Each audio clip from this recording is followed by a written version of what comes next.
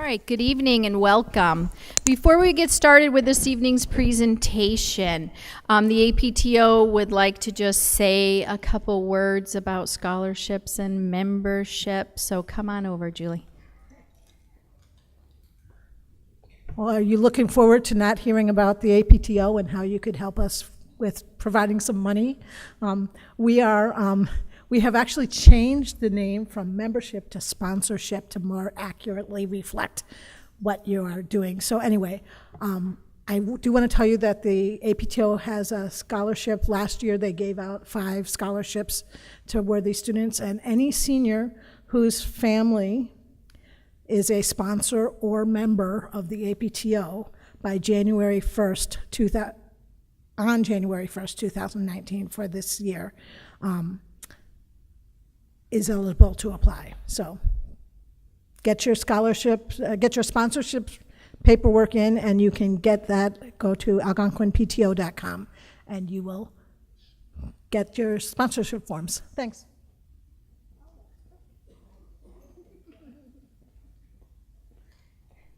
All right, thank you, Julie, and thank you to the APTO, because through your sponsorship of the APTO, they support us with a lot of different events, whether it's a speaker for our students or they will be supporting us in our upcoming college fair, our annual fair that we have. So we're always grateful for their support. Not only do they support us financially, but they always support us with volunteers. So on behalf of Guidance, thank you to the APTO. So welcome. My name is Lisa Connery. I'm the Director of Guidance here at Algonquin. Welcome to the nuts and bolts of applying, right, in your senior workshop. For how many of you is this your first student who's going through this process? All right. Well, I'm here to tell you that it's going to be okay. That each and every year our students survive, right? Occasionally there's a tear along the way, but for the most part, all of our students get there, and they are successful at, completing their application and the entire process. They have a wonderful guidance staff. Their counselors are fantastic. They're readily here to support them.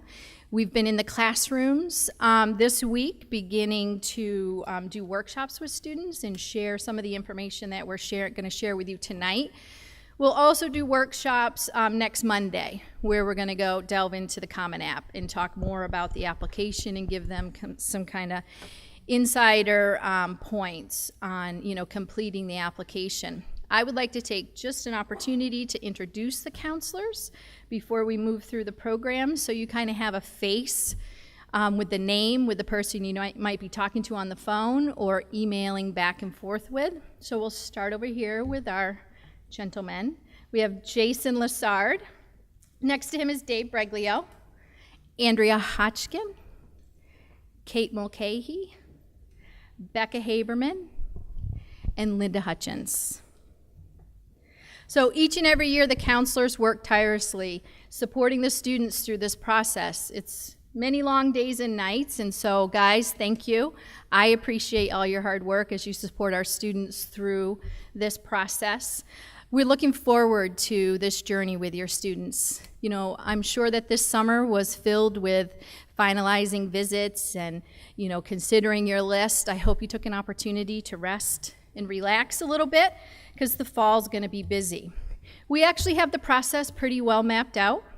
We will be communicating regularly around deadlines or anything that might be coming up through Naviance. If for any reason you're not receiving that communication, please reach out to your student's counselor just to make sure that we have accurate email on file for you, so that we can, communicate effectively with you throughout this process, as well as your students. So tonight the counselors are going to be walking you through the process.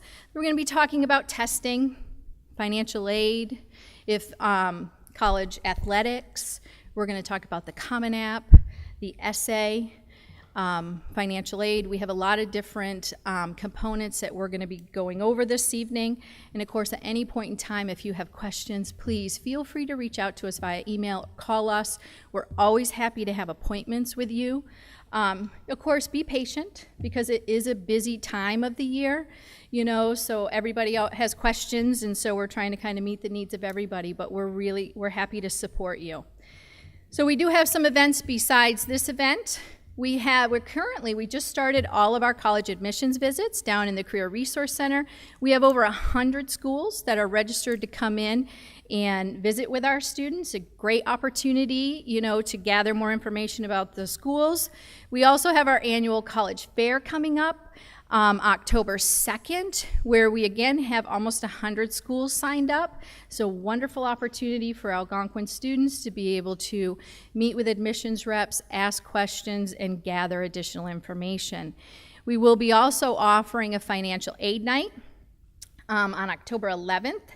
And that's when we will have a representative in from the Massachusetts Educational Financing Authority to kind of share the nuts and bolts of the financial aid process. And that is a pretty significant process, and that is the role that you will likely play a large part in. While your student is working on their application and teacher recs and guidance counselor recs, one of the things that you'll be supporting them along the way with, of course, will be the financial aid process. It's really important as you're looking to finalize your list of schools and determine what schools you're going to be applying to sit down as a family and have a conversation about finances. One of our counselors will be talking about the financial aid process in a little bit, but that is an important conversation to have ahead of time. Talking about balancing the list. Do you need to make sure that you have a state school on your list to ensure that you have a financial backup? Having that conversation ahead of time, going on to the college's website and looking at their net price calculator are an important part of this process so that you're it's a well thought out process that you're undertaking, okay? So we've got a lot of great information to share with you at this point. I'm going to turn it over to the counselors, and once we've gone over all of our information, we will then do a Q&A so you guys can ask us questions, okay? So at this point, I'm going to turn testing over to Andrea Hodgkin.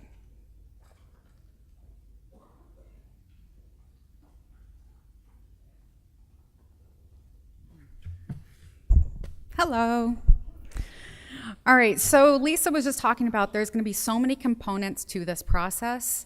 I'm going to start with just that lovely testing. All right, I feel like I'm up here all the time. Every presentation, it's about testing, SAT, ACT. So really, the main thing, you guys, that you're going to take away from me tonight is it is the student's responsibility to have test scores sent to the colleges. And that's something they would do directly through the testing agency. So for SAT, that'd be College Board. For ACT, that would just be through the ACT website. So students, they are given the opportunity on their applications to self-report their test scores, and they certainly should do this. This does not count as an official score, though. So for colleges that are requiring test scores, that does have to be sent from the testing agency. We in guidance, we do not send test scores. We don't have the same access that you guys would have to the College Board or ACT website, so we don't send the scores. The students absolutely have to do that, though.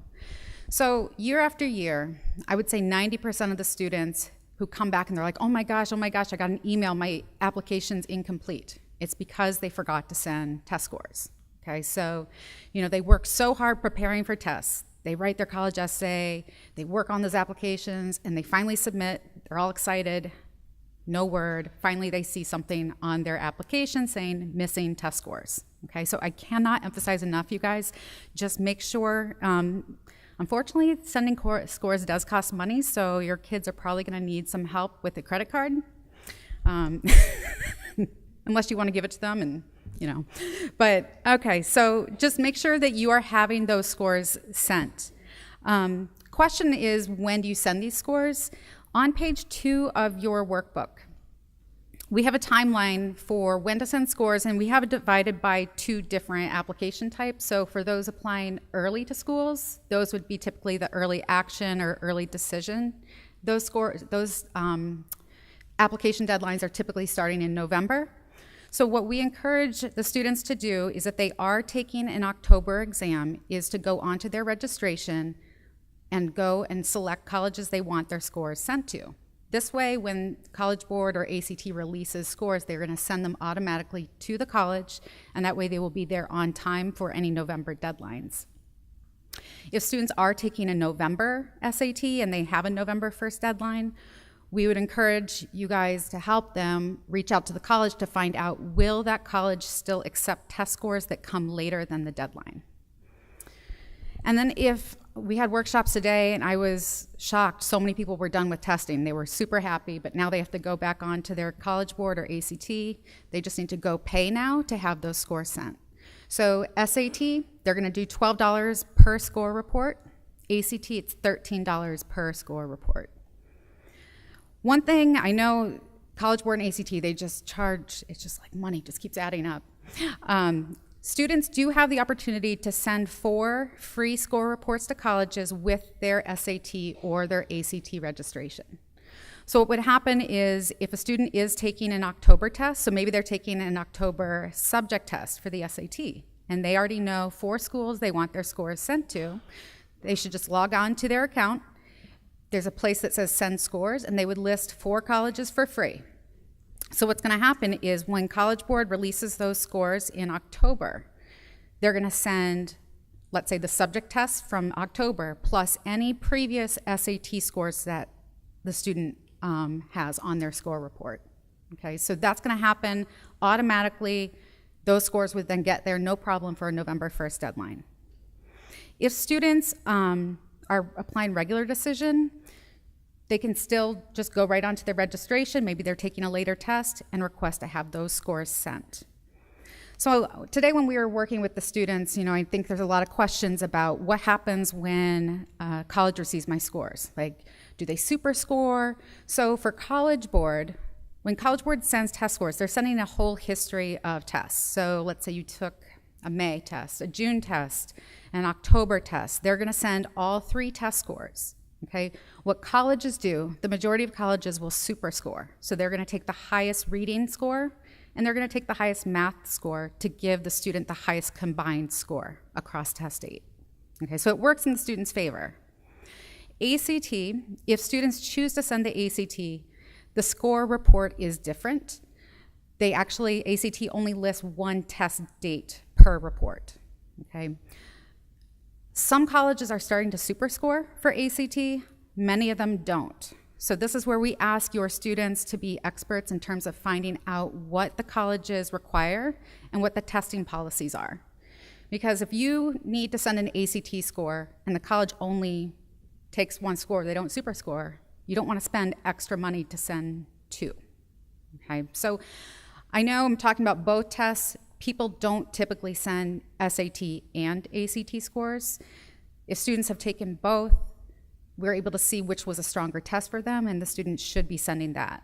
So I would say, if any of you guys have questions, or your students have questions about which test was a better test for them, that's something we can help with and help facilitate that. So if you turn to page 3 of the workbook, there are test dates listed that are still remaining for this fall for both SAT and ACT. So there is an October 6th SAT. There's still registration. We're in a late registration, but students can still sign up for that if they do want to take the test in October in preparation for any of the November college application deadlines. Okay. Before I hand the mic over, I do want to just mention testing. It's a rough topic for a lot of us. I hated testing. I chose to apply to a test optional school because I just didn't do well on standardized tests. So that's another conversation for your students to also have with us as counselors to help determine if maybe applying to some test optional schools would make sense. The website you can see is fairtest.org, and that website would list all the colleges in the country that do test optional. Okay, so I'm going to introduce Linda Hutchins. Our names are getting so confused right now. Hutchins. I've had students coming up to me and they're like, ah, and I'm like, Hodgkin. Okay, so Linda, here you go.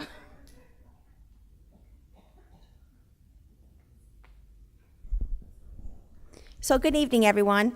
Again, my name is Linda Hutchins, and for those of you who I have not met, I am the newest guidance counselor. So previously, I worked in the CRC for the past 3 years and spoke with every college admissions representative who came into our school. So I'm looking forward to share this information and being part of your child's support team. So for those of you who have students who want to participate in the D1 or D2, Division I or Division II, sports at the college level, the NCAA has strict guidelines as to eligibility. They maintain these guidelines so that your athlete is ready for the academic challenge and also maintains their amateur status. Students are required to register on the NCAA website. The process is pretty simple. You go online, you create an account, you complete the form, answer the questions, and pay your fee. You will also be required to send your official SAT or ACT scores. Once you complete your section of the application, a notification will be sent to our guidance office and we will upload your official transcript. The process of registering, can be done anytime and is fairly quick, but you have to do this before you have an official visit with a coach or a team. After graduation, you will also need to have your final transcript sent to the NCAA. Just to be clear, any student interested in playing Division III does not need to register for the NCAA. They just need to meet the requirements of the admissions office when they apply. Now, for the rest of us who are not going to school on an athletic scholarship, we're all going to get there through the financial aid office. So as your child is working on his or her application and you're wanting to look over their shoulder or help them or whatever, there is a part for you too. We need you to help them with the financial aid forms. And to help you with this, we have planned a financial aid night. Thursday, October 11th, a representative from the Massachusetts Educational Financial Authority will be here to give you specific tips and recommendations. You will also have time to ask specific questions. Lastly, last year, I was sitting in your place and my son was applying to college. And I was so nervous looking at the sticker price of these schools. I'm like, how much is this school really gonna cost? I found most schools have a net price calculator on their admissions website. And this is gonna give you an idea when you put some things in based on previous years, how much this school is really gonna cost for you. When trying to figure out how much school is gonna cost, you need to keep in mind 2 things. The billable cost, that's what you're gonna see on the tuition bill. The tuition, room and board, fees, et cetera, et cetera. But there's also indirect costs, especially that first year when they're gonna go there. Books and supplies every year, the bedding, a computer maybe, printer, refrigerator, microwave, travel expenses if they're going far away, food, clothing, et cetera. It does add up and it needs to be calculated in the cost when you're thinking about it. The way colleges actually calculate your financial aid is by taking the cost of attendance for 1 year and subtracting your expected family contribution, which is called the EFC. And this gives you the student financial need. Each college has their own financial webpage where it will list what forms you need to complete in order to be eligible for the financial aid and to determine what your financial aid package will be. There are generally 3 types of financial aid applications: the FAFSA, the CSS profile, and then some schools have their own forms.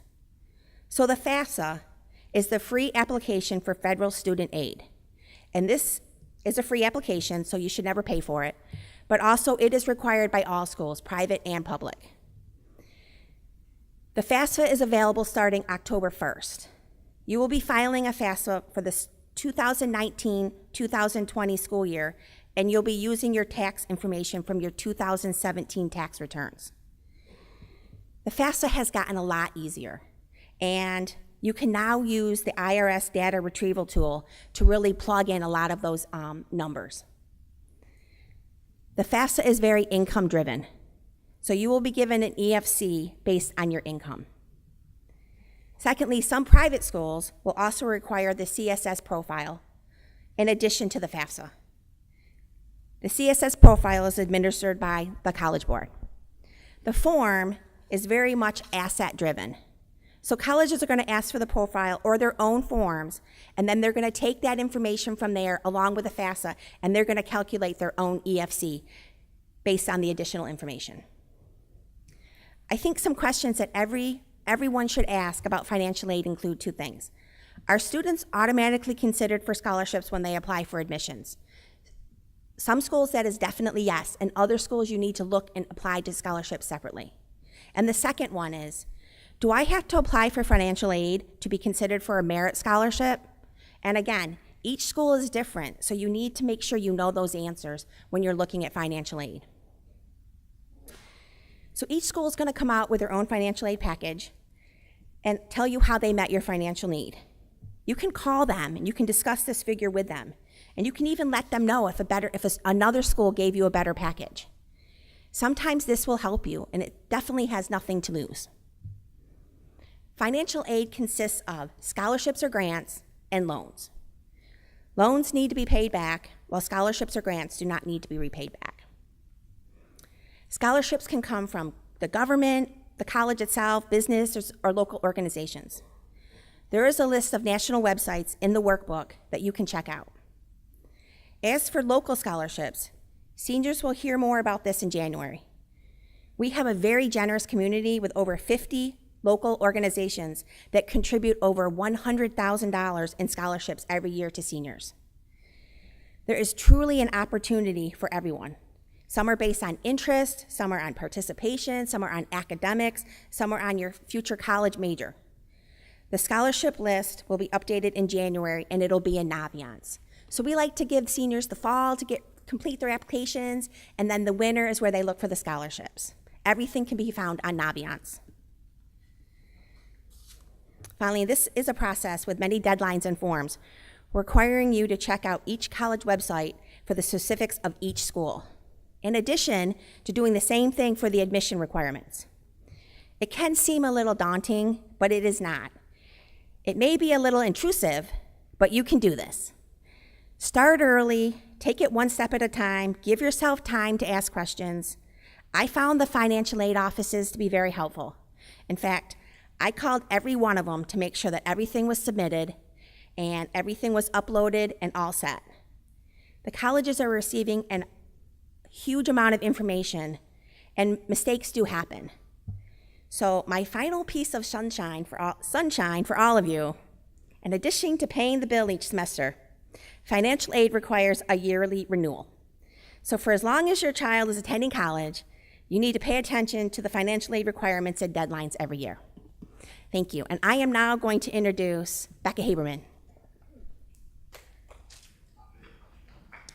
Well, that's a hard act to follow, so I'm going to do my best here. As Lisa mentioned at the beginning, we've got, I think, over 100 admissions reps coming to visit our high school.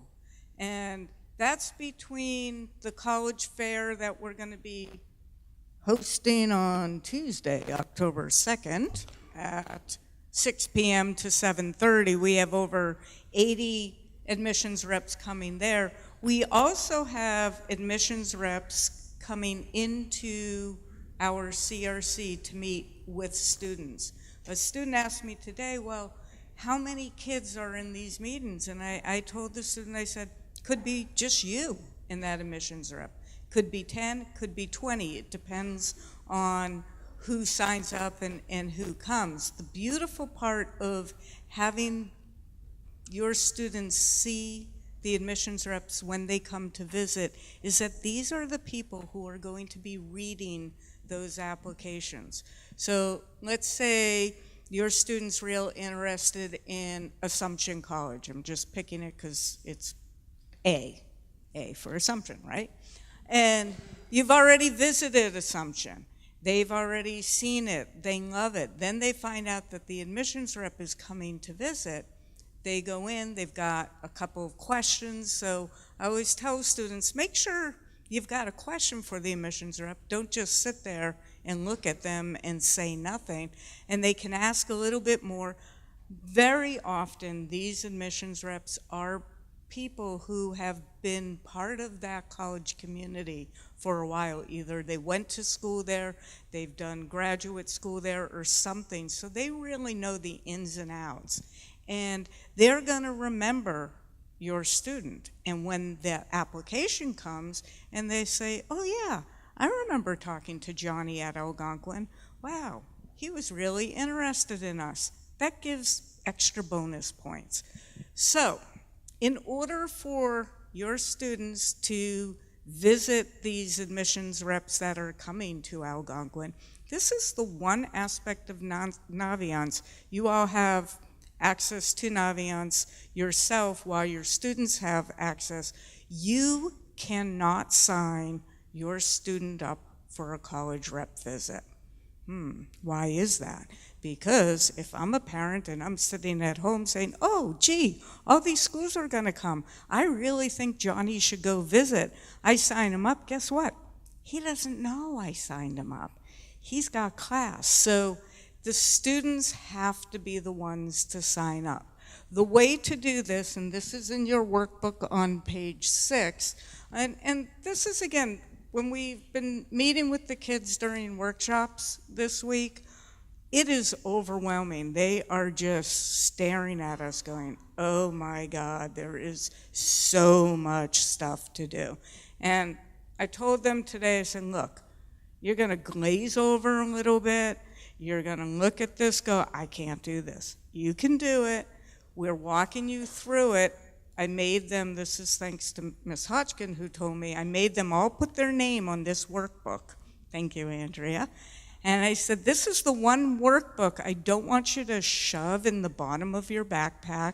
This is the one workbook you don't want to leave behind after you leave this workshop, because this is their Bible.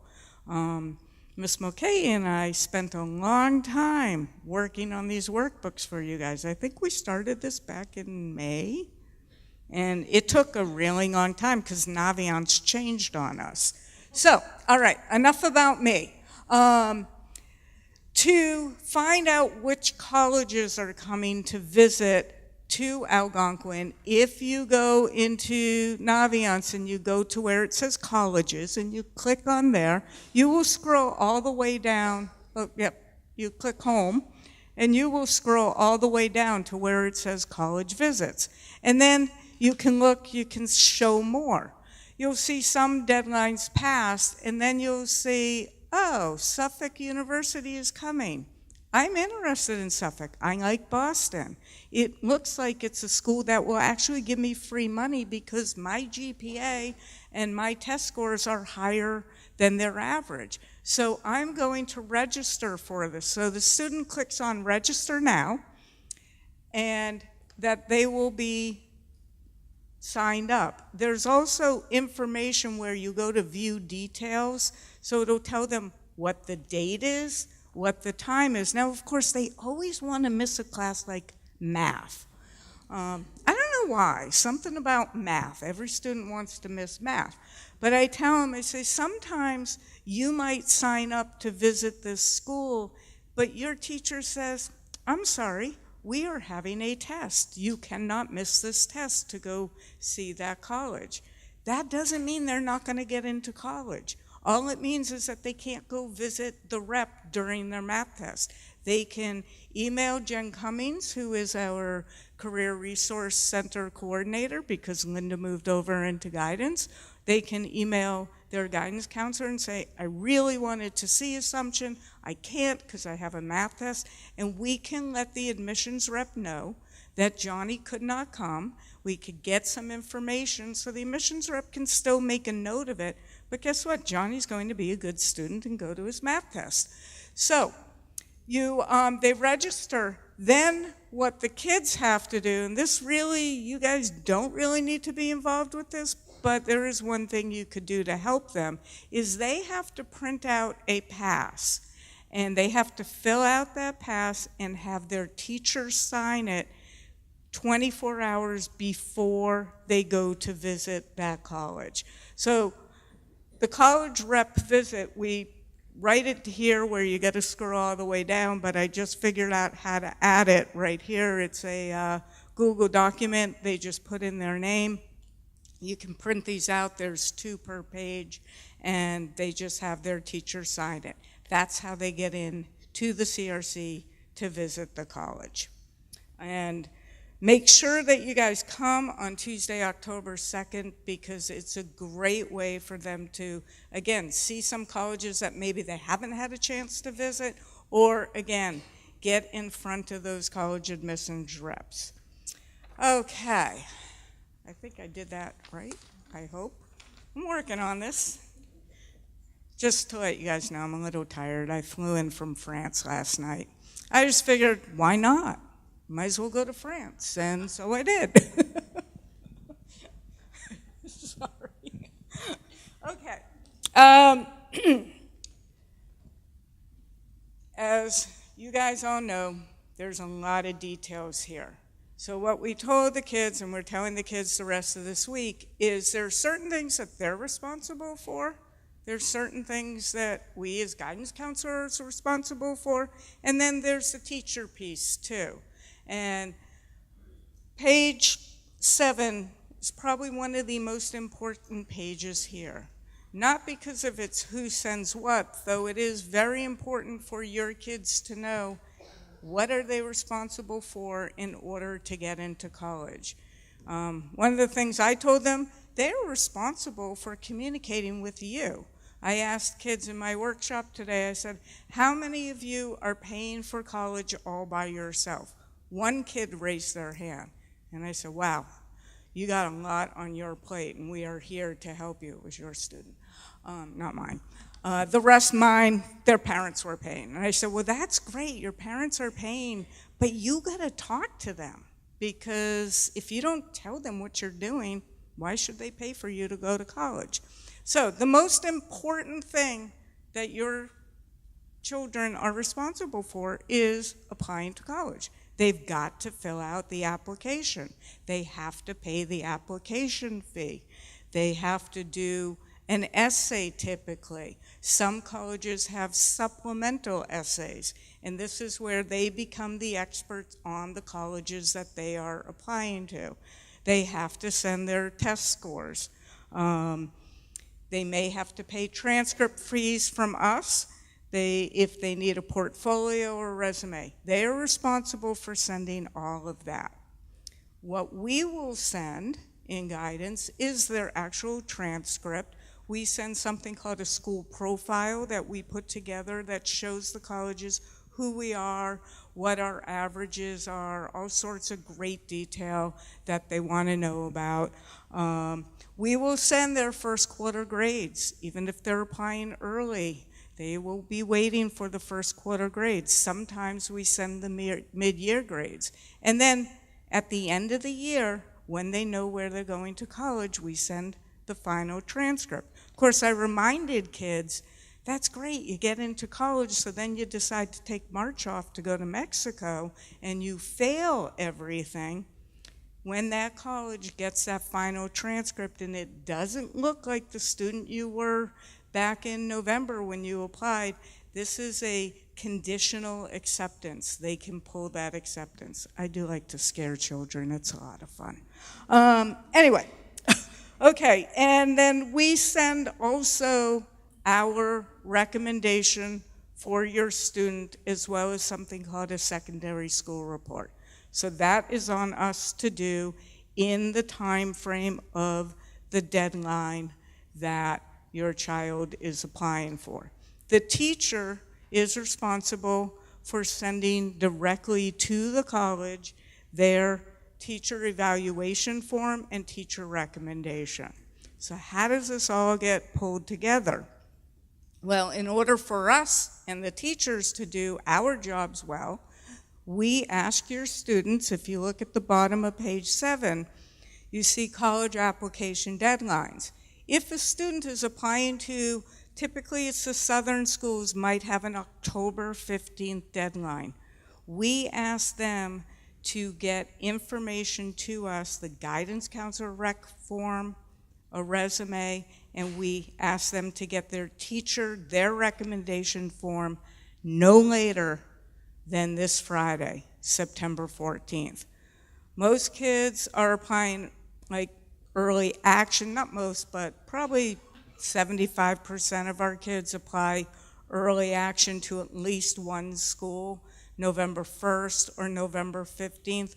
A November 1st deadline, we need 20 school days prior to that school deadline in order for us to do the best job we can for your kids. So November 1st deadline, it is due to us by Thursday, October 4th. They can always give it to us now. I've been getting stuff in from kids, it's great. And I actually track who gets things in first, because I'm going to write those before I write something. If somebody, I did scare the kids again today, I said, so let's say you decide you got a January 1st deadline, and you come to me the day of the half day before winter break, you say, oh, I decided to apply to college, Mrs. Haberman. I have a January 1st deadline. Here's my recommendation form. Will you get that to the college in time for that January 1st? And I said, no, I won't. I told them this today. How many of you had kids coming home crying? It was me. But what I said is, I will get the transcript out, but I can't do a good job and write my recommendation if I don't have enough time to do it. So that's why these dates are important. They can send their application, if it's a November 1st deadline, they can wait and send it October 31st at 11 p.m. I wouldn't necessarily wait to do it that late, but they could do it, and they can still meet that college deadline date. But we have to have our information in first. So I want to show you on Naviance. We met with your kids last May. We met with them before they left. We showed them where they get all these recommendation forms. These forms, they fill out for us and their teachers to help all of us write the best recommendation for them, to give them to give us information that they want us to sort of include in our story about your kids. So these recommendation forms, you can click right on it. There's a teacher rec form, a guidance rec form, and then parents, we have a parent brag sheet. It's kind of interesting how many parents actually fill these out. And what is really fascinating to me is those that you start telling me a story about your child that maybe I never knew. And then I get a different voice about that student in my head when I'm sitting there. Andrea and I have a place in the Northborough Public Library where we go on Saturdays and Sundays, and right by the window, and we sit. But when I'm making my story about your kid, I use all this information. So those parent brag sheets are really, really helpful. You don't have to write a book. I'm not going to read it. But more than one-word answers do help. One-word answers aren't really going to help us tell anything new about the student that we don't already know. These forms, they're Word documents. The kids can email them to us. They can email it to their teachers. They're supposed to be talking to their teachers. We also, in guidance, want a resume. This is where I tell your kids, you know what? This is a good time to talk to mom and dad. Most of you probably have jobs, and you've probably had to write a resume at some point in your life. It's very hard for the kids to remember everything that they do. I was talking to a student today, and she's like, well, you know, except for lacrosse, I don't really do anything else. And I was like, wait a minute, you helped us with Day for Change. You were a peer mentor.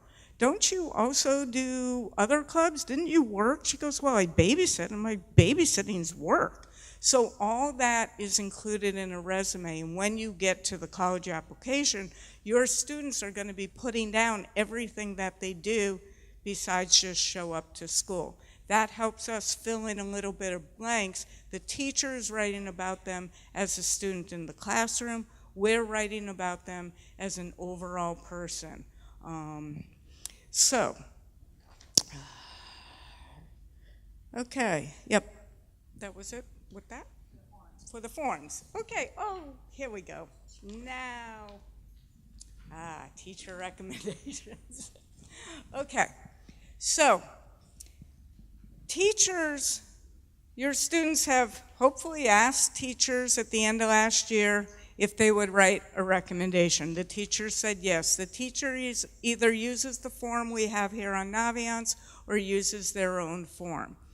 Now what the students have to do is invite their teacher through Naviance so that that teacher can send their recommendations electronically through our electronic system. Everything we do is sent, all of our paperwork, everything is sent through Naviance. So what we are showing the students now is how to process these recommendations. And what they are going to do is they go to the college tab and they scroll down to apply to college, and then you see letters of recommendation. And this is where they're going to get in and they're going to add a request. So they're not going to request a teacher that they haven't asked, but they're going to go in, they're going to find their teacher's name, they're going to click that teacher's name. Let's say it's George Clark, and they click that name, and then they're going to select which colleges is this request for. Now, most of the time, your student is going to ask that teacher to send their recommendation to every single college. However, sometimes there's a college that only requires, say they've got 2 teachers writing because a lot of their colleges require 2 teachers, but they've got one college that only requires 1 teacher. That's when they might go in and just request for that teacher to send to one particular school. And we'll be working with them individually on that. For the most part, they're going to write all current and future colleges. Then they want to include a personal note to the teacher. We've actually given them, it's small, but we gave them a little idea of what to write. Hi, Mr. Clark, thank you so much for agreeing to write my recommendation. My first deadline is November 1st, November 15th, January 1st. Then they submit that, and that request now goes to the teacher. The teacher has the recommendation form the student's given them. They have everything. They will upload their recommendation into Naviance and press a button, and boom, off it goes. Okay. Guess what? We'll be doing questions and stuff at the end. Ms. Mulcahy, would you like to talk now?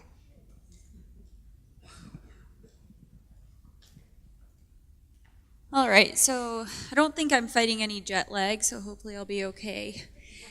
So I'm going to start on page 11, and I'm going to be talking about how students will be moving their colleges over from colleges that I'm thinking about on Naviance to colleges that I'm applying to. So in the spring and over the summer, the students have been adding their colleges to colleges that I'm thinking about, whether it's just colleges they want to investigate more, colleges that they've toured, colleges that they're seriously considering. Counselors have gone in and added schools that they've suggested. I'm sure some of you have gone in and added to your kids' list as well. So now comes the time where you're starting to narrow down that list from colleges that I am thinking about to the ones that they are actually applying to. So only when the student is 100% certain that they're going to apply to a college should they move it over from colleges that I'm thinking about to colleges that I'm applying to. If they're kind of on the fence, they should not move it over. Only when they are 100% certain, they can move it over. So to do that, you click on the Colleges tab, and then click Colleges I'm Thinking About. So this pulls up the student's prospective college list. We've added 4 to this list that the student is considering. So they want to identify the correct application deadline. So right now I'm interested in moving Marist College over from colleges I'm thinking about to college that I'm applying to. So if you click multiple deadlines, you'll see that Marist offers an early action deadline of November 15th, and a regular decision of February 1st, and they also offer early decision of November 15th. So from here, I'll check the box next to Marist College, and then click Move to Application List. This brings us to the next screen. Which application deadline do you prefer? So based off of the previous screen, I think I'm going to go early action.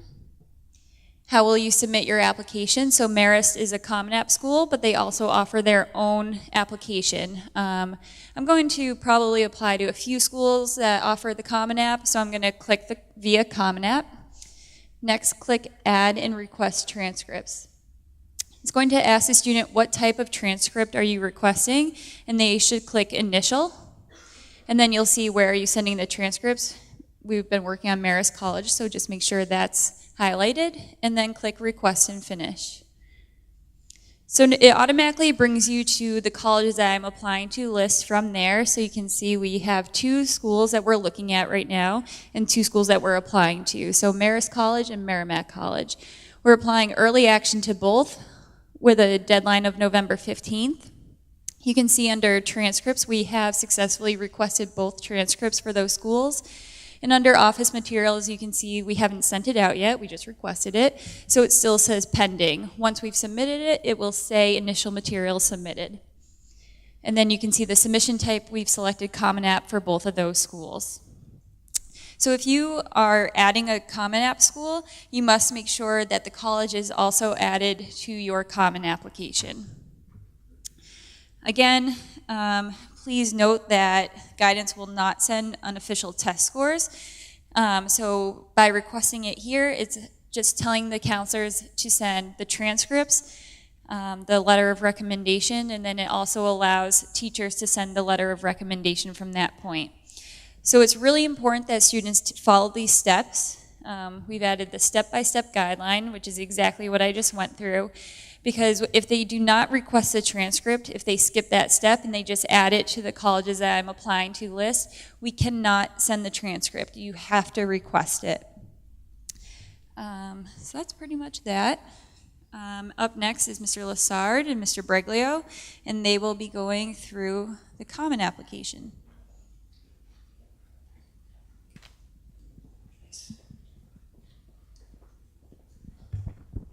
All right. So we're going to be going through the Common App, and please bear in mind everything we are about to tell you guys, your students have not seen yet. So this workshop's actually going to be done on Monday. So if you ask them questions about it, they probably won't know what you're talking about quite yet. So the Common application is an undergraduate college admissions application that can be used at over 800 schools. But before we get into the nitty-gritty of what the Common App is, we're actually going to do one crucial step first, and we're going to link our Common App account to our Naviance account. And then the two can communicate with one another. So if you turn to page 14 in your book, you'll actually see step-by-step directions on how to do this. So first, we log into the Common App, so that's done. Steps 2 and 3 we already took care of. We just tried to, make this process a little bit quicker. So we're going to go to 4, and we're going to click on the My Colleges tab, and then there's a little tab underneath the college. So you can actually do this with any college that would be up on the Common App. So here we have Babson, so we're going to click Recommenders and FERPA. And from there, there's this FERPA release authorization. So what we want to do is click on the release authorization, and we want to read this material, of course, before we agree. And then what it's essentially saying is the FERPA is a document, or it's actually a family, I'm going to mess it up, I wrote it down somewhere. Sorry, the Family Educational Rights and Privacy Act. So it means that students will have the right to review educational materials. So we can check this, that we understand the FERPA release authorization, and continue. And then I authorize this for every school that we're sending materials to. Now they have 2 options. One option is they can waive their rights to review these materials, or they can choose, I do not waive my right. So if they choose to not waive their right, that means they wish to see those materials. They cannot see those materials until after accepted into the institution and until they start attending that institution. And I don't think the first thing they want to do on day one of their first day of college is go into the admissions office and look at those materials. So if they choose to waive their right, that means they do not wish to review any of those materials. And I think what can happen is, from a college admissions standpoint, if they were to, let's say, they might not be thinking the teacher's giving maybe an honest assessment, and it might signal something wrong to admissions counselors if they're not waiving those rights. So they want to click that. Then they simply type in their name, and they'll hit submit at the bottom, or save. And now the Common App portion is done, but the Naviance portion is not. So now they have to go back into their Naviance account, and what they'll do is click on colleges, which we're already in, colleges I'm applying to, and there's the match accounts. And they can match their accounts, and they have to type in the Common App email address that they used in order for this to work, and they have to enter their date of birth in order for this to work. So sometimes they get an error that pops up. A lot of times they're entering the wrong email, or they're typing in their birth date incorrectly. And then the two accounts will match, and any schools that are in their Common App will actually come right into their Naviance account from there. Okay. So we're going to look at the Common App now. The Common App is a great tool. It has 800 plus colleges listed on the Common App that you can utilize when applying. We're going to look at page 16, tips for completing the Common App. The Common App can be daunting for some kids. It's like we say a solid hour of hard work, and the majority of the Common App will be completed. So if they go step by step and work through all the sections, they're going to get it done in that hour. They're going to feel great about it. We're going to walk you through those sections now. If you're starting a brand new Common App, you register, you get a username, the first thing you have to do is add a college. So we're going to go to the College Search tab. Becca was talking about Assumption College, so we'll add Assumption. Now that Assumption College is added, we're going to go over to the My Colleges tab, just to make sure it shows up there. So we have My Colleges, Assumption College, and Babson College that we added previously. From here, there's a great tool called the dashboard up top. The dashboard helps you keep track of deadlines. It helps you keep track of, is there a writing supplement attached? Is the application completed? Those yellow circles there meaning it's pending. If there's a red dash under Assumption, that means there's no writing supplement attached to it. The goal is to get a green check, okay? As you work through this application, you're going to be able to set those deadlines, and they will show up on the dashboard. Up top is My College Requirements. There you go. My College Requirements is just another tool you can use to track all the different things in regards to the application. So the different deadlines, how much are the application fees? Does this college require you to include the essay, the personal essay that a majority of our kids have to write to include with the rest of the Common App? So as you are adding more schools to the Common App, use this grid here. It's going to really keep you more organized. If kids are adding schools to the Common App, they are 100% want to be applying to those schools. So they shouldn't be adding schools to the Common App if they're iffy on it. The only schools that should show up on the dashboard are ones that they know they will be applying to. So now what we're going to do is go to the actual Common App tab, and we're going to work through the different sections with you. The goal is to get a green check mark on the left-hand side under each section. So this first one we'll look at is profile. A lot of this is pretty straightforward. It's going to ask your address, your demographics, citizenship, language you speak. Down bottom is the citizenship one. They're going to ask you for your social security number. If you include that, it's going to help you out with the FAFSA process in the applying for financial aid. So now we'll click on the family section. This is a great opportunity for you to ask your students if they need any help and for you to go onto the Common App with them, because they will definitely need your help on this section. So it asks questions about each parent, and it asks questions such as employment, where you work, what college you went to, what level of education that you have. So it's also some opportunities for some great conversations about school as well. And then if we scroll back up, one thing that's important to notice is that this Common App tab, all of these things that we see in this Common Application, that goes to every single school that that student applies to via Common App. So this one Common App tab is going to all schools that we apply to. Next, we'll click on Education. So under Education, if we take a look at page 18 in the handout, you'll see details of this section for attendance, GPA, rank, and you'll need that information, or your students will need that information to ensure they put accurate information into the Common App.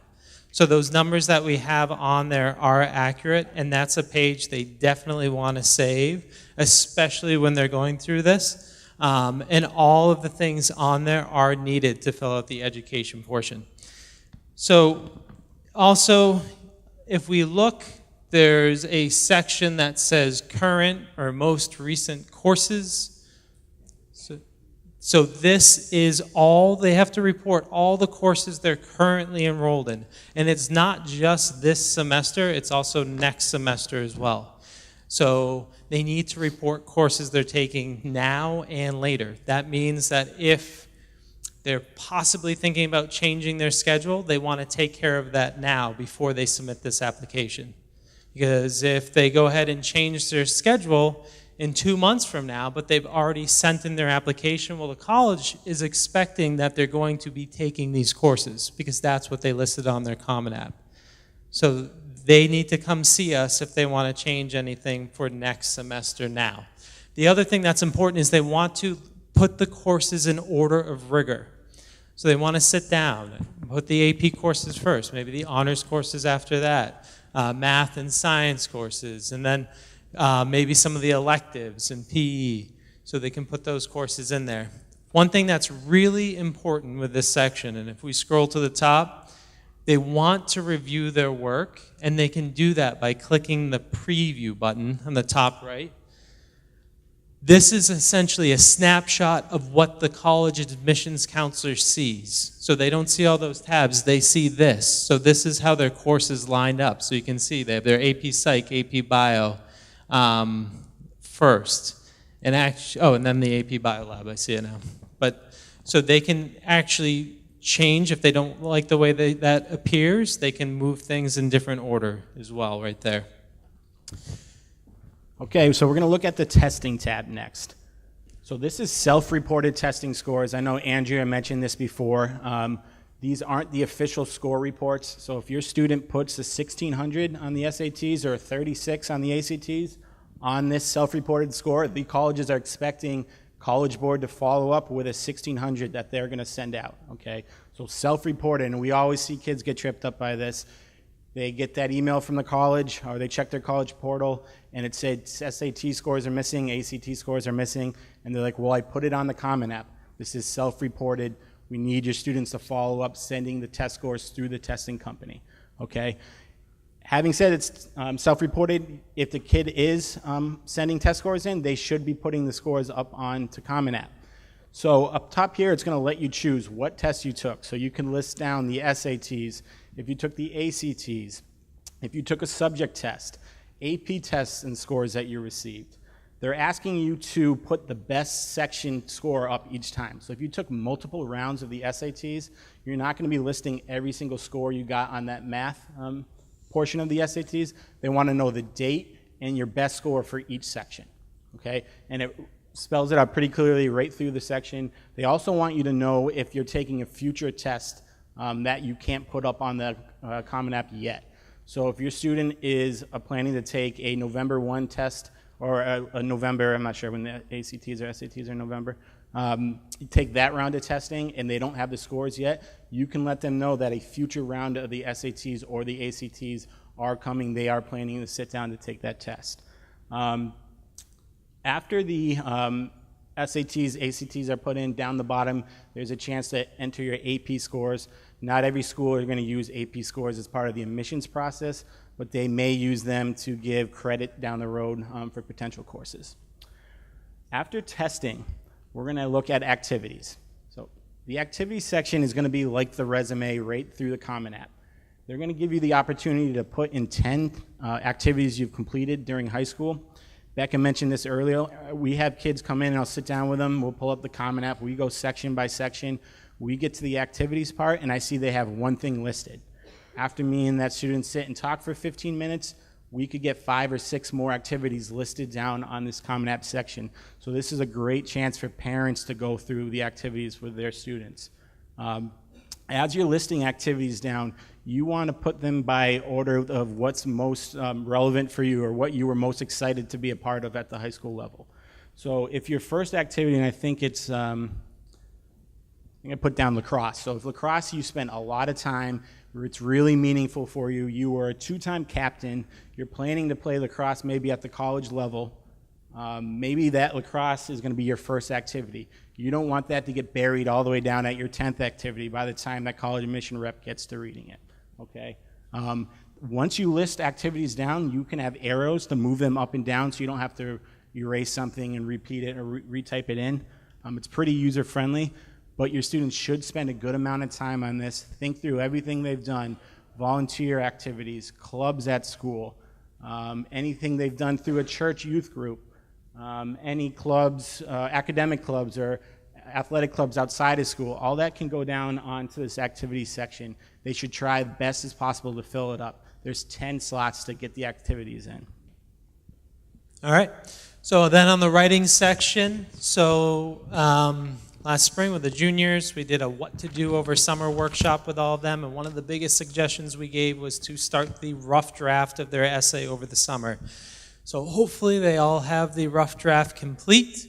After the workshops today, it doesn't seem like that might be the case, but good news is we actually just heard word that the Writing Center at Algonquin is actually helping students do some brainstorming for essay topics and essay work. So if they want some help with the essay, there's peers that are trained and are available at the Writing Center after school, so they can get help with that. The essay has to be 650 words, and the Common App gives you several prompts that you can choose from. So they'll have to select the prompt that works for them, and ironically, the last prompt is share an essay on topic of your choice. So really, they can almost literally write about anything that they want. One thing that I think is important is everything we're talking about right now is the Common App, and these are the Common App prompts. But let's say they apply to another school that's a non-Common App school. That school might have its own essay prompt. So if they started with, let's say they picked one of the prompts for the Common App, and then they go to apply to their other school that's non-Common App, those prompts might not align with one another. So now they have to write 2 essays because this prompt and the other prompt didn't match up. So that's something they definitely want to look at if they are applying to other schools that aren't on the Common App. So again, this essay portion will be submitted to all schools on their list. This is part of that common application, so it goes out to all schools. A lot of students copy and paste, so they write an essay in a Word document and then they copy and paste it into here. That's fine, but you always want to check to make sure there were no edits done when the copy and paste happened. That has happened to students in the past. The way you do that, again, is at the top. You can click that preview, make sure all the punctuation copied in correctly, but they definitely want to do that. A lot of seniors, we recommend that they maybe show their essay to an English teacher. Try to set up an appointment with them, see if they're available to look through their essay before they submit it. We're also more than happy to look at them, but I know, myself, I'm not an English teacher, and the grammar and punctuation would probably be much better off having an English teacher look at it versus myself. As you notice at the bottom here, there's a tab that says disciplinary history.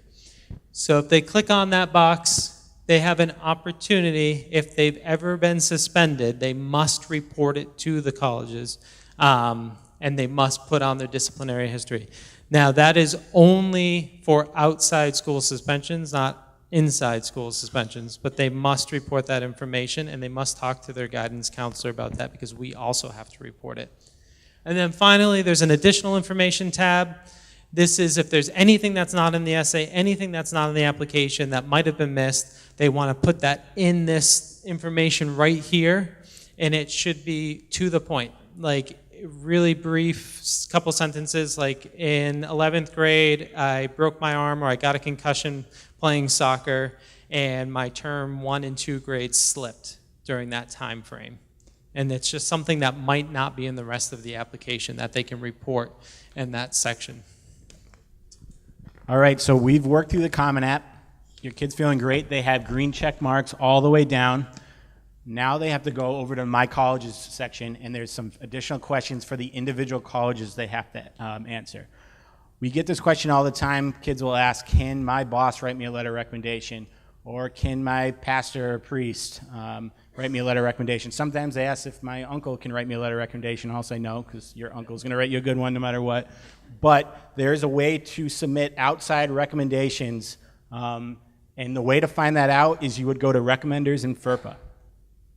So this is under Assumption College, so this information just pertains to Assumption College. All the way at the bottom, they say, other recommender, and it lists what they will take recommendations from, how many they will take. Okay, so here it says clergy, coach, college counselor, maybe outside counselor, an employer. You want to be careful how many letters of recommendation you're sending. Colleges do not want to read 3 teacher letters, a guidance counselor letter, 2 outside letters of recommendation. So really be careful of how many recommendations you're deciding to send out to the colleges. But there is an option through Assumption College to send an outside recommendation. You would click on Add Another, invite them, so there'll be an email address, their name. An email will come up to that counselor, or to that person you're asking for a letter of recommendation from. They can submit it directly from there. Okay? Not every single college is going to take an outside recommender. Right? A lot of the big colleges, like a UMass Amherst, that has 30,000 applications showing, and they don't have the time to read all these letters of recommendation, but this is the way to find out right through the Common App. So once you checked out that, now you can go to the Questions tab. The Question tab is going to ask you, when do you prefer to start? So you're going to start in the fall of next year. What's your preferred admissions plan? So if we click on Early Action. Assumptions test optional. So you can click on, do you want Assumption to consider your test scores, or do you want to waive your test scores? Always be careful with this and do your research. Sometimes SAT or ACT scores are tied to some merit scholarship the college may offer. But a school like Assumption, they're going to give you the option to send in test scores or not, and they won't count it against you if you decide you do not want to send in those test scores. All the way at the bottom with Assumption, they do a little sneaky thing, is they add in a writing section. So this isn't technically a supplemental essay they're asking you to do, but they are asking you to put a couple sentences asking why or what influenced you to apply to Assumption College. Right? You don't want to blow this off. You still want to take your time with it, put some thought into why Assumption's the right college for you, and then put it into this section. So once you make your way down all these sections, every time you complete it, they're going to give you the green check. Once all those green checks are completed, you have a green check next to the Questions tab.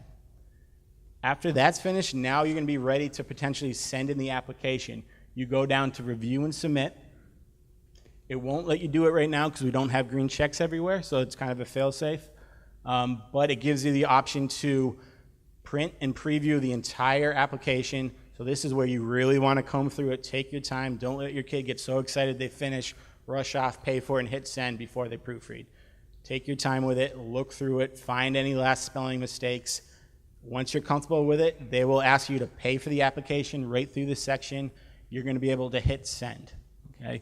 Once you hit send, you can go back to the dashboard.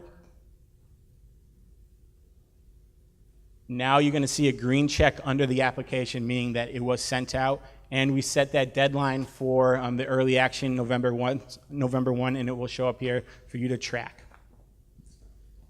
So we're going to go back and click on the My Colleges. So again, the Common App goes to all the schools. Under the My Colleges, this information only goes to these specific schools. So when we click on Babson and we see their questions, that's only going to Babson. So we'll click on Babson. We'll look at questions under the application, and we'll have to fill this information out. And one thing we have here is under the preferred admissions plan, we can choose early action, regular decision. Some students might be thinking early decision. Early decision is binding. You can only apply early decision to one school, but this school here for our student will say early decision. This is their dream school. They hope this is where they want to go more than anything else. So in order to do that, that student has to read this early decision plan, agree to it, and they acknowledge that it's binding, and then they have to sign their name. And then once they sign their name and continue, they now actually have to take another step in order for it to work. They have to invite their parent to also agree and to acknowledge that early decision is binding. In order for them to do that, they click on Recommenders in FERPA. They scroll down, so I think up a little, there. So parent, so as an early decision parent, they have to invite you. They click on Invite Parent. They put in your information, your email address, and right away you get an email that links you to their account, and you have to fill that out or else they cannot send that application. It will not go through until you do that portion of it. So that is for ED students only that have to do that. Now, another part, if we scroll up, we can see, again, all that information goes to Babson, but Babson has an additional piece that Assumption doesn't. They have something called supplements. These are specific to each college. They need to look at all the colleges on the list, and they need to figure out what schools have what supplements. They will all be different. So here, Babson has a really unique one. You could write a 500-word essay, or you could film a 1-minute YouTube video and upload it. So that's pretty creative. I think it's a lot better than an essay, but that's up to them. You'll be surprised. So there are some students that might have 2 or 3 writing pieces that they have to do. They don't want to save this portion of the Common App to the last minute. They need to know what those supplements are and plan ahead. Often students forget. So the application is complete until they finish the supplement and then review and submit the writing supplement. And then once that portion is submitted, then the application will be complete. And again, they can go back to the dashboard. And for Babson College, they should have 2 green check marks. Right now we don't because we didn't finish, but you can see that writing supplement is required. So this screen is a great screen to always go back to and make sure everything is done and that you've completed everything. Okay, so we're going to hand it off to Lisa and Kate for question and answers. Thanks, guys. So there was a lot of back and forth. Again, like Becca said, I would encourage you to keep this workbook because even if like they were just talking about early decision, there's an entire page here that actually walks you through where to go in the Common App for your student to be able to complete the ED agreement and then invite you as a parent. So keep these workbooks handy so you can refer back to them along with your student. So we'll go ahead and take questions. If you just raise your hand, we'll come to you. And then we will answer your questions.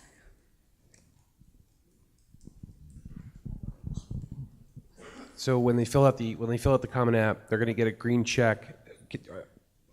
Do all colleges need to be fully green checked, and then it's one big submission, or is it a school is done, it submits and it rolls? Yeah. Yep, so you can submit one college at a time. So you don't have to have all the green checks for all the colleges. As long as Assumption is done, you can submit Assumption and then start working on Babson. You're welcome. I had a question about, you mentioned don't put your college on the Common App until you're ready to apply. Except this seems to be the best way to view what all the very specific needs are for essays and questions. So will we find that on Naviance too? How many different essays and all of that the kids need?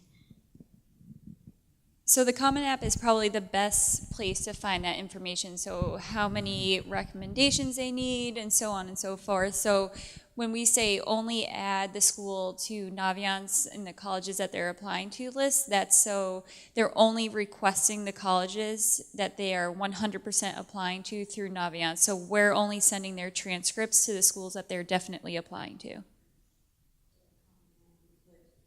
could list those schools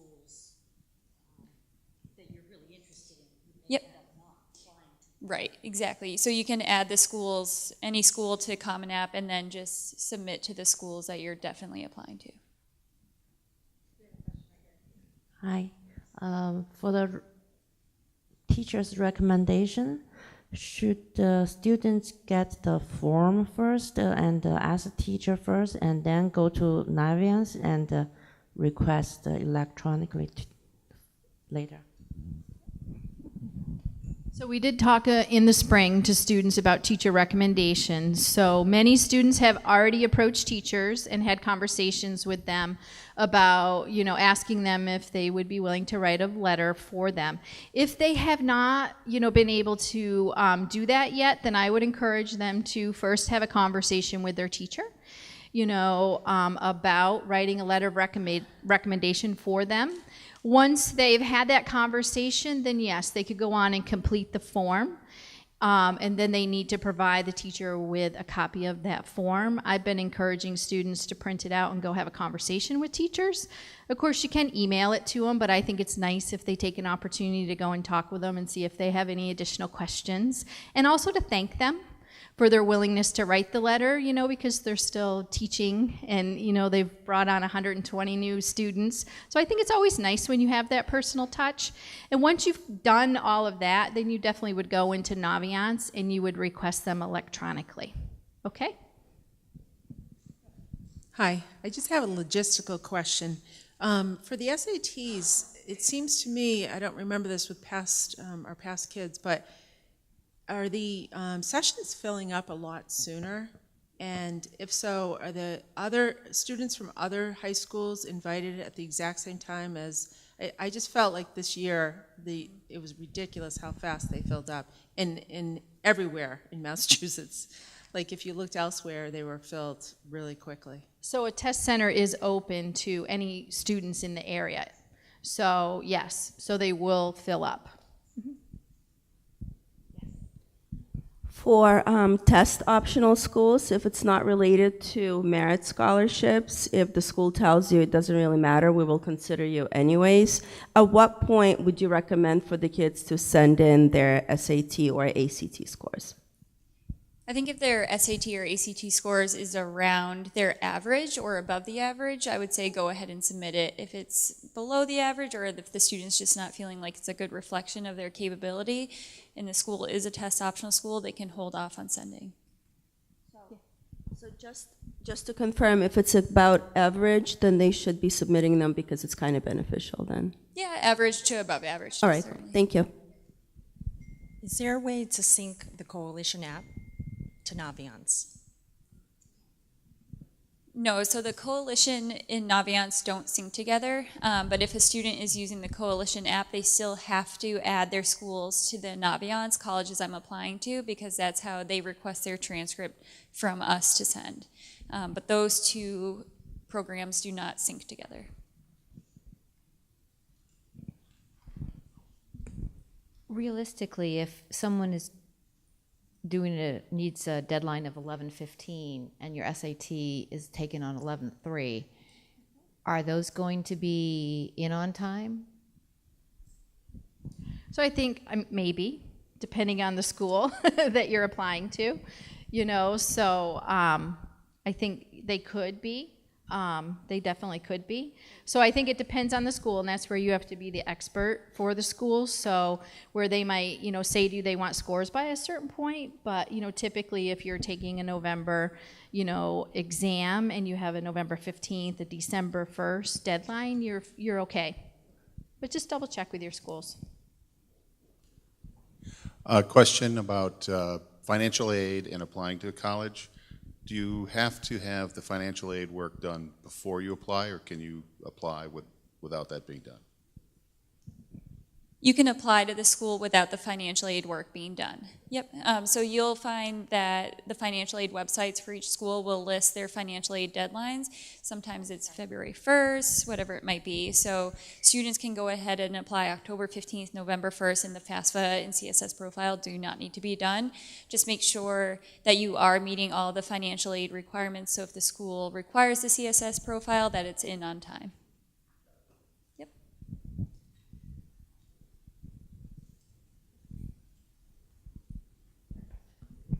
If your child got a letter saying they're waiving an application fee and they can either go through the college or through Common App, will it automatically populate a zero charge? It should. Andrew's actually showing on Assumption College, one of their supplemental questions is, do you intend to use an Assumption College fee waiver? And you can say, yes, I have a fee waiver from Assumption, and so on. So as long as you are clicking the right choice, sometimes it might ask you to enter the name of the Assumption student or the alumni or the fee waiver code. So if it has a code, just enter it and it should waive the fee from there.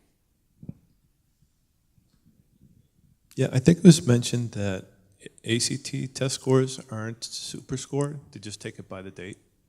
Just the highest one or just? So a few schools are super scoring ACT, but most will just take the highest score that you submit.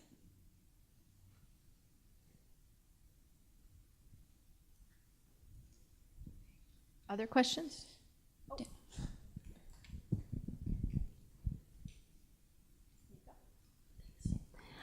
If your child is applying under early decision, is the assumption that you should be ready to pay 100% of the cost because it is binding?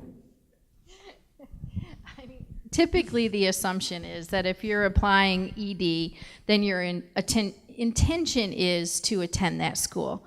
I often tell students that if finances are a concern and they need to look at all of their financial aid packages, then they probably should be looking to apply early action or regular decision.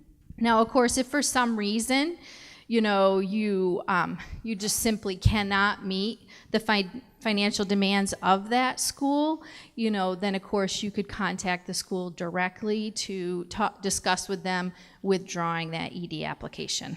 Okay? Yes. I have a question, obviously. No, you don't want me to.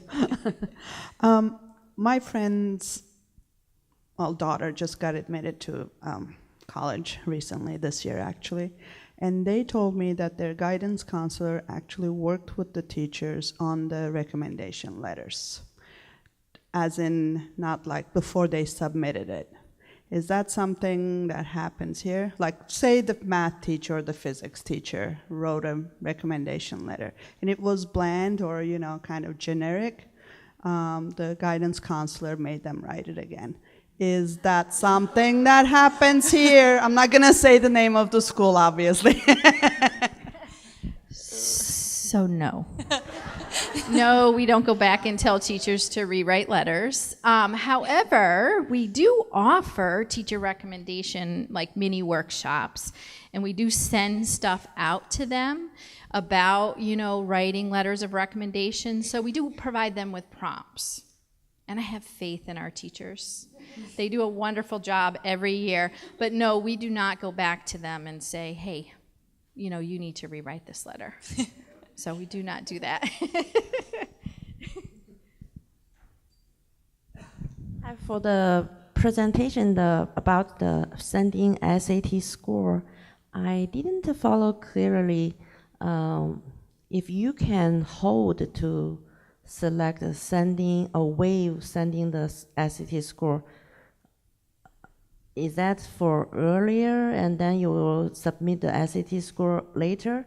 Because if you do not submit SAT score, if school required that, your application would not complete, right? Correct. But why you select a waive SAT score? Oh, if that, yeah, so we're if that's a talking about test test optional. optional. So if the school does not require test scores, and you're indicating that you're not going to be submitting test scores, that's only for test optional schools. But for schools that require the test scores, you have to submit them in order for your application to be considered complete. Where to find whether the school accept the super score will be in the Comma app or in the Naviance? So for SATs, yeah, the schools will super score you. And you can, when you go on to send your test scores, you will send, the default is to send all of your scores, and then they'll super score them for you through College Board.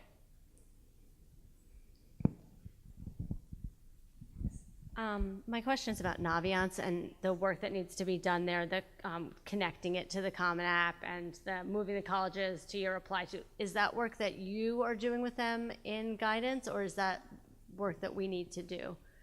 So we are going over that in workshops this week and then on Monday. So we're talking about, you know, going step by step, showing them kind of how we did tonight, step by step how to move colleges from colleges I'm thinking about to colleges I'm applying to. And then we're going to go over how to match your accounts as well. So we're giving out the, you know, the step-by-step instructions, how to match your accounts. That's in your workbook as well. So between this week and Monday, the students should know how to match it. But then, of course, when we're meeting with the students one-on-one, we'll make sure everything's kind of good to go. Yeah, we just pull their account up and we check everything and we're like, oh, look, you forgot to request transcripts for these schools, you know? And so we kind of clean stuff up while we're working with them and talking to them and guide them back through it, you know, because there is a lot. There is a lot. I mean, I think it's more complicated. It sounds more complicated than it really is, you know, once you start kind of clicking on everything. But we will work with the students individually and we'll make sure that they've completed everything that they need to complete. Yes. Yes. We do. We do. Yes.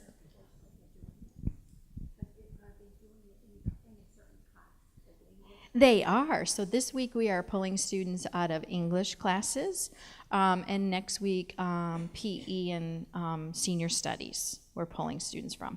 And then we'll start meeting with students individually.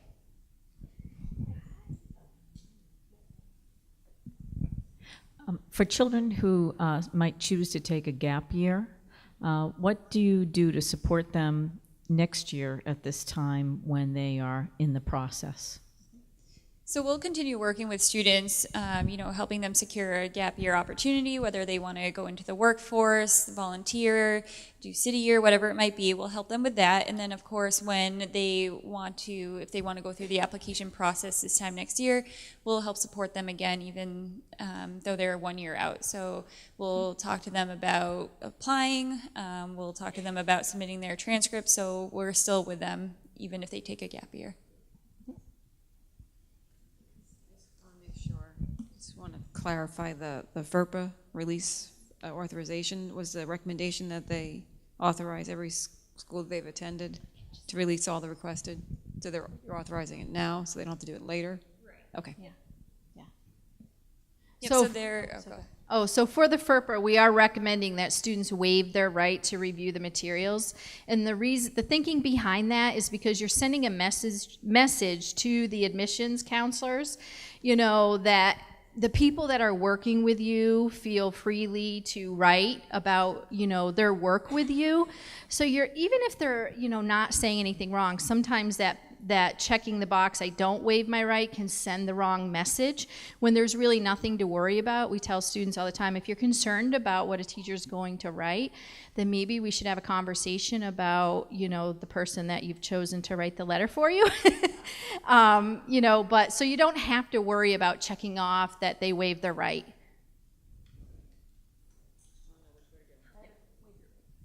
How many schools are a reasonable number of schools the kids like to? How many schools are a reasonable number of schools? Yeah, to apply to. I mean, we recommend 6 to 8 schools. You know, that's a good number for the majority of our students. Of course, we're going to have some students who might be applying to more selective majors. We might have a nursing student that maybe is applying to 10 or 12 schools because of the competitive nature of that program. But for the majority of our students, if they've done their work, if they have visited and they're balancing their list with a couple reaches, some realistic schools, and then a couple safety schools, then 6 to 8 is a pretty good number. And those application fees add up pretty quickly, you know, so if you can cut that list back, it's great. If you can take it from, 15 down to 8, you might even be able to get a computer, right?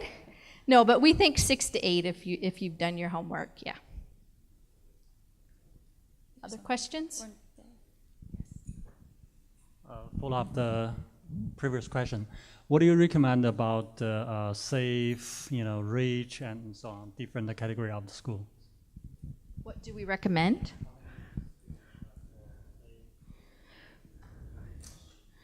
Well, I mean, of course, a couple reaches. If we're saying, 8 schools, we could go 2 and 4 for math, right? You could have 2 reaches, 4 realistic schools and 2 safety schools, I think it all depends on the individual student and, where they're thinking about applying to, the types of schools they're applying to.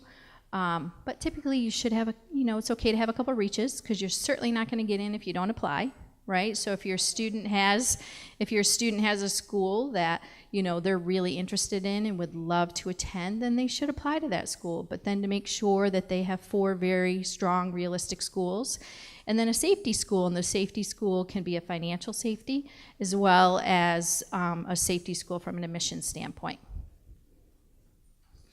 Can you speak a little bit about the advantage of applying early action versus regular decision? Do the schools look at it much more favorably that you're really interested, or just? So in prior years, early action usually showed more demonstrated interest. So you're applying earlier, you're getting the word back earlier if you've been accepted or denied or waitlisted or deferred. These days, so many students are applying early action. It does show demonstrated interest to students working hard to get all that information in on time and in early. But I think right now the biggest benefit of applying early action is you just have more time to look at all the decisions that you're getting from the schools, look at the financial aid packages, and make a better informed decision for yourself. So while it does help in the admissions process as well, by showing that you're on top of it, you're getting everything in early, you're interested in the school because you are applying early, I think, again, these days the biggest benefit is being able to have that much more time to either add more schools that you want to apply to based on the decisions you're getting back from those early schools, or just, looking at all the schools you've been accepted to and making the best informed decision. Not saying regular decision students shouldn't apply or that they're not interested in the school, because, they wouldn't have regular decision if they didn't accept students from regular decision. Again, it's just all in what the student's looking to do, if they're applying early decision versus regular decision. So there's a lot that goes into the choice, but that pretty much covers it. If the student is thinking about a gap year, don't they go through this whole process anyways? That's what I've heard. You can. So you can apply to the schools, you can get accepted, you can choose to go to a school and then defer your acceptance for up to a year. So you can, if you defer, you can do a gap year for the year, and then your acceptance is still there waiting for you the following year. But not all schools allow you to defer. Most do. So most schools do allow you to defer up to a year, and it can be because you are, deciding to do a gap year. It could be a medical condition. So there's multiple reasons for deferring your acceptance. So schools will allow that. Some schools even have gap year programs, so you apply into their gap year program. So you can either choose to apply now if you know you want to do a gap year, or hold off. The schools that are coming to Algonquin for those Visits in the fair. the guidance counselors don't. Does anyone recommend to the students that they go to It is student-driven. It is student-driven. But we send the information out. And when we're meeting with students, lots of times we'll pull it up. We'll ask them if they've gone down to visit any schools. We'll pull up the list. We're like, let's check and see, are there any schools that might be a good fit? And we'll suggest, like, let's get into some of these visits, you know, but initially, you know, it's definitely student-driven. And we already recommended had- schools last year too. So when we Yeah. worked with the students Yep. on building their list, we made recommendations then. We added it to their Naviance account so they can go in and view our recommendations as well. If you miss the early action date, is there still an advantage to getting it in as soon after that date as possible because it is sort of in the order that the schools receive it, or do they really just batch it and they're waiting to the regular It deadline? depends. So some schools will read on a rolling basis. So, you know, as they receive applications, maybe every 2 weeks they send out a batch of decisions. But some schools also just lump them all together and they send out all of their decisions on March 1st. So it all depends on the schools and their reading. And I think if you have everything ready, you know, even if the school is going to wait, I think it's good to submit it because then you can double check. Okay, do we have our test scores? Are the letter of recs there? Is the transcript there? Is everything there? So if everything's done and ready, it's okay. Go ahead and send it because that'll give you an opportunity just to double check to make sure, you know, that you're all set for them to read the application. Other questions? Okay, well, great. Well, just remember that we are here to help you and we will guide you and your student through this process. And remember, each and every year, we send 95% of our kids off to college, so it will be okay. And we will get through this. Have a nice night and thank you.